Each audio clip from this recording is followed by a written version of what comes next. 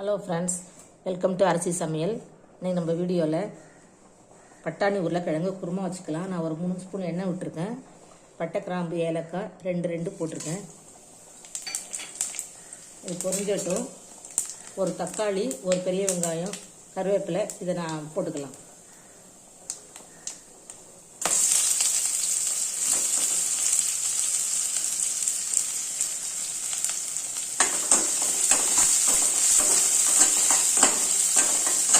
இது வதங்கும் போது இஞ்சி பூண்டு பேஸ்ட் போட்டுக்கலாம். 1/2 ஸ்பூன் இஞ்சி பூண்டு பேஸ்ட் போட்டுக்கலாம்.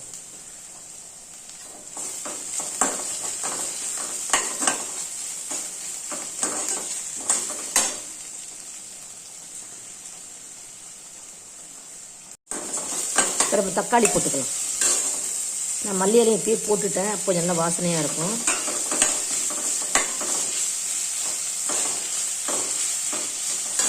பட்டாணி போட்டுக்கலாம், பச்சை பட்டாணி.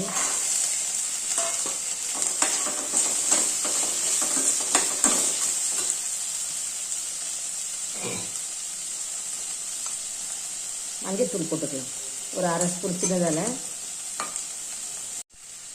நான் கறி மசாலா போட்டு கறி குழம்பு தூள் அரைச்சிருக்கேன். இதுதான் நம்ம சாம்பார் பொடி மாதிரி. அதே போல் கொஞ்சமாக 1/2 ஸ்பூன்.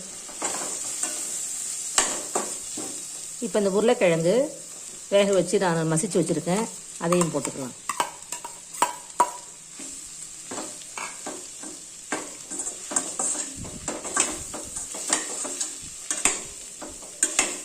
இப்போ அடுத்தது உப்பு போட்டுக்கலாம்.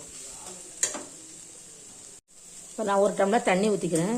ஃபஸ்ட்டு 1/2 டம்ளர் ஊற்றுறேன். இது சப்பாத்தி, பூரி எல்லாத்துக்கும் சரியாக இருக்கும். நாங்கள் இப்போ சப்பாத்தி தான் காலையில். நைட்டுக்கு தோசைக்கு இதே தான் தொட்டுப்போம். சரியாக இருக்கும் எங்களுக்கு. நீங்களும் இது மாதிரி செஞ்சு பாருங்கள். இப்போ ஃப்ரெஷ்ஷான பட்டாணி நிறைய கிடைக்கிது. 50 ரூபா தான் கிலோ. காய்கறி இப்போ கொஞ்சம் மலிவாக தான் இருக்குது. நான் ஒரு 1.5 டம்ளர் தண்ணி ஊற்றிருக்கேன். இப்போ நம்ம மூடி வச்சுக்கலாம்.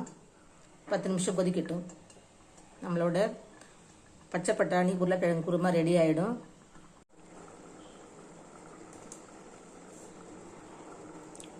நம்மளோட குருமா எப்படி இருக்குன்னு பார்க்கலாம். நான் இன்னும் கொஞ்சம் மல்லி இலை போட்டுக்கிறேன். வெந்துக்குச்சு. இப்போ நல்லா கொதிச்சிருச்சு. இப்போ நம்ம பட்டாணிலாம் வெந்துக்குச்சு. நம்ம ஸ்டவ் இப்போ ஆஃப் பண்ணிடலாம். இப்போ நம்ம சப்பாத்தி எடுத்து போட்டுக்கலாம்.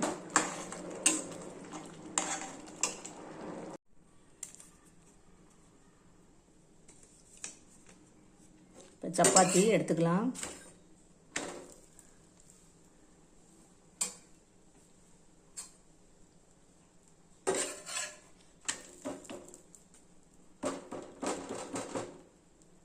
சப்பாத்தியெல்லாம் சுட்டாச்சு. இப்போ நம்ம குருமா ஊற்றிக்கலாம்.